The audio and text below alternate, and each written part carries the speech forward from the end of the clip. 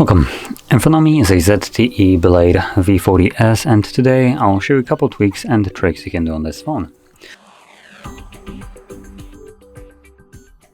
So anyway, let's get started by opening up our settings application, and from here we're going to navigate into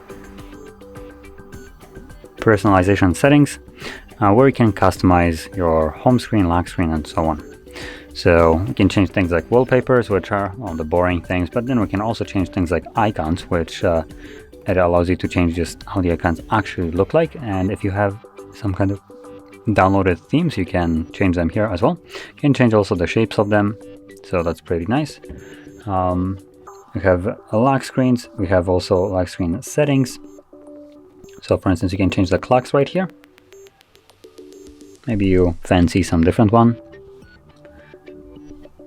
We also have colors, so this will define the colors that are in here, and you can change them to something else. For instance, this orangish I dig. There we go. Hello.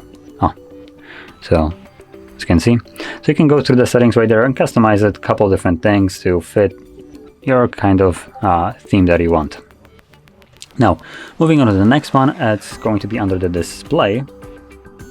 So right here, and it's the dark mode. So right here you can change dark mode. You can have it set as automatic, so it will automatically switch between light and dark mode based on time, or you can just turn it on manually by tapping on it. So if that is something that you want, you can enable it right here. This is also extending to default applications as well, like messages, dialer, browser, photos, and so on. So majority of the apps that come pre-installed with the device. Now I will turn it off just because I think on the camera it looks a little bit better in this light mode. So anyway, moving on to the next one, which is also under the display, it's going to be the display size. Now this will cater to probably elderly people, allows you to increase the size and text of everything that is on the display. That includes icons, images, and text. So if that is something that you want, I can change it right over here. Now moving on to another thing, it's going to be the navigations for the phone. So you can change those to gesture navigation, which is what probably majority of you have been using nowadays. You can find it under features and system navigation. Now if you have never tried it before, you can check it out right now.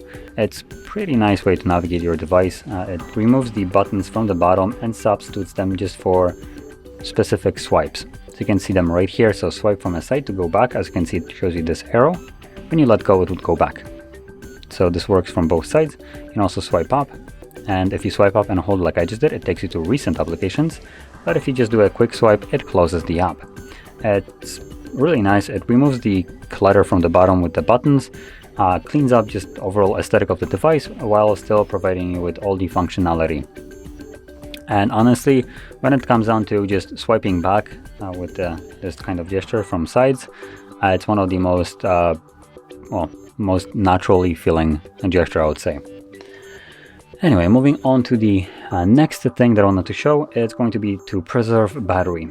So let's navigate back into the settings and then scroll down to battery. And here you'll find this scenario AI optimization. It's turned off by default for some reason, so we can turn it on. As you can see, auto clears background apps that are not used for a long time.